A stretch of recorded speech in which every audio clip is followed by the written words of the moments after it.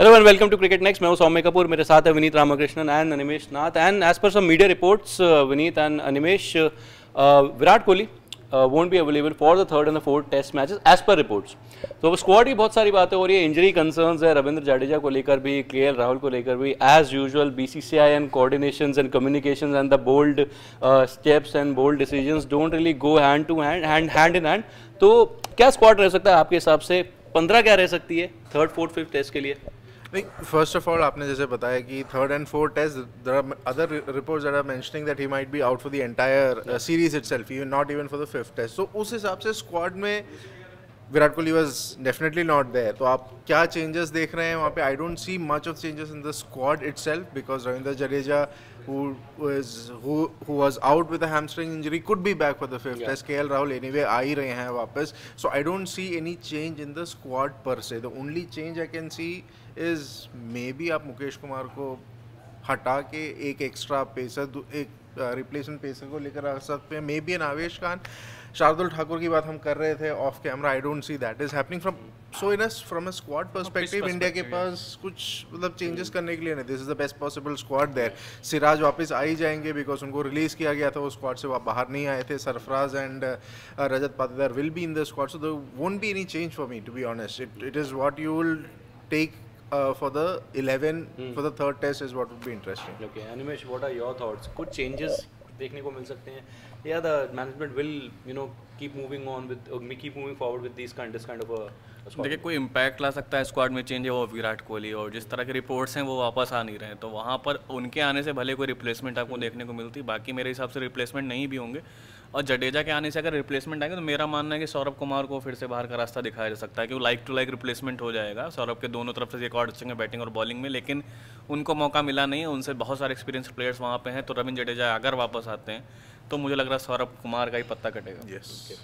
Okay, so for you, Avesh can be, someone who might get a place in the squad. Avesh को test में होना चाहिए मेरे हिसाब से भी, जिस तरह की रेड बॉल में उनका जो रिकॉर्ड्स हैं वो अच्छे हैं और बहुत इम्पैक्टफुल बॉलर है। मुकेश के पास वो वेरिएशन नहीं है, ठीक है, उनको कुछ सफलता जरूर मिली है पिछले कुछ मुकाबलों में, लेकिन मेरे हिसाब से वो उतने इम्पैक्टफुल बॉलर मुझे नहीं दिखाई देते। मुकेश को आपको हेल्पफुल कंडीशन चाहिए होता है, आप इन कंडीशन में मुकेश से क्या एक्सपेक्ट कर रहे हैं? राजकोट में फिर आपके पास वैसे भी ऑप्शन नहीं होंगे मेरे हिसाब से। सिराज और बुमराह आपके पास हैं, बुमराह को रिपोर्ट से भी आ रहा है कि उनको रेस्ट देना, मेरे हिसाब से 8 दिन के बाद रेस्ट की कोई जरूरत नहीं, कोई लॉजिक नहीं है। लेकिन अगर दे देते हैं थर्ड टेस्ट से तो सिराज है, फिर अगर दे रहे हो तो आपको सिराज है, बट मेरे को लग नहीं रहा देना चाहिए यार। सीरीज ऑन द लाइन है, मतलब 1-1 चल रहा है, आपको जीतना है, ये एक है। आप लीड ले रहे होते तो हो सकता था, लेकिन मेरे हिसाब से इतना plus Bumrah highest wicket taker है यार, सीरीज के फॉर्म में है, तो वो खुद भी नहीं चाहेंगे कि वो रेस्ट ले ले। 3-4 दिन का गैप होता, समझ 8 दिन का गैप, उसमें भी मैच आपका एक दिन पहले खत्म हो गया, तो मेरे हिसाब से बनता भी नहीं है ब्रेक। ठीक है, हम प्रोबेबल्स की बात करते हैं, प्रोबेबल 11 की, वो तब करते हैं जब हमारे पास स्क्वाड एक फिक्स स्क्वाड हो,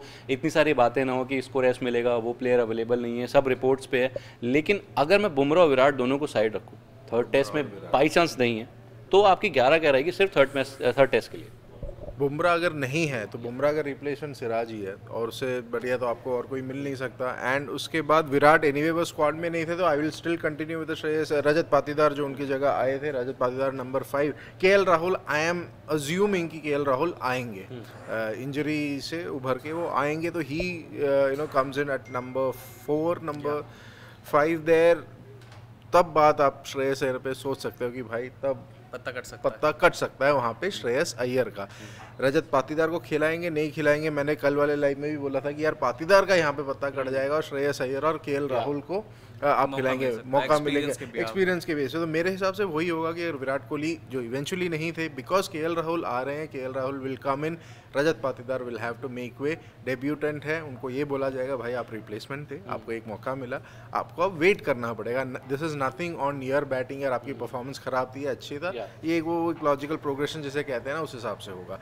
तो या Siraj comes in for Bumrah, Kohli नहीं है तो Virat KL Rahul is if fit again he come back, he comes back, अगर नहीं है तो पाटीदार को जगह मिली जाएगी। कीपर के लिए आपके लिए तो केएस भरत फिलहाल तो आपके लिए बहुत एक फेवरेट प्लेयर हैं। I know that, favourite player की बात नहीं, बस एक फेयर क्रिटिसिज्म की बात कर रहा था। क्रिटिसाइज करते हैं किसी प्लेयर को, थोड़ा फेयर तरीके से करिए, ऐसा नहीं कि बिल्कुल ऐसा बोल दिया जाए कि यार वो बैटिंग कीपिंग करनी नहीं आती, बैटिंग करनी नहीं आती। आप उनके प्राइमरी स्किल सेट पे बात करिए ना, प्राइमरी स्किल सेट पे अगर 100 में से हम नंबर डालेंगे तो यार 80-90 हैं उनके। उतना नंबर तो है ही है ना, तो प्राइमरी स्किल सेट तो कर ही रहे हैं। एवरेज तो मतलब उतना नहीं है मेरे हिसाब से। टेस्ट में एज एन बैटर बहुत सारी एवरेज की मतलब जो एवरेज देखा नहीं, मैं जाता कह है रहा हूँ 20 के कीपिंग आसपास। Skill, keeping keeping skill skill तो अच्छी है। तो मैं वही कह रहा हूँ, और वो वहाँ पर कीपिंग स्किल में अगर मैं कहता हूँ 100 से आप श्रीकार भरत को कितने नंबर देंगे? बिल्कुल 90 तो देंगे। तो मैं बात वो वहीं गलत पे नहीं कह रहा, खत्म हो रही है। पर मेरा मानना ये है कि जो अभी आपने सेकंड मैच देखा वहाँ पर जो जिस वजह से उनको कहीं ना कहीं एक अपर हैंड मिल रहा था कि आपकी कीपिंग अच्छी है, वहाँ पे उनसे भी कुछ मिस हुए। लेकिन अगर ध्रुव जुरैल जो आपको एक बैटिंग का भी एज देते हैं कि अच्छे बैटर हैं, कहीं ना कहीं वो परफॉर्मेंस भी उनके साथ आ सकती है, और इंडिया भी बैटिंग में बहुत स्ट्रगल कर रहा है, बिल्कुल। तो वहाँ पर कहीं ना कहीं ध्रुव जुरैल के लिए मेरे हिसाब से चांसेस बनते हैं। और जो आप स्क्वाड की बात कर रहे थे, कहीं ना कहीं जो पूरा लाइनअप बना हुआ है, अगर वहाँ केएल आ गए तो वहाँ पर श्रेयस को ही परफॉर्म मतलब वो मौका मिलेगा। उसके अलावा तो मौका बन नहीं रहा किसी के लिए, जो होना नहीं चाहिए मेरे हिसाब से। रजत को एक और मौका मिलना चाहिए, पर जैसे टीम मैनेजमेंट काम करता है वहाँ श्रेयस को और केएल राहुल को एक्सपीरियंस के साथ जाएंगे।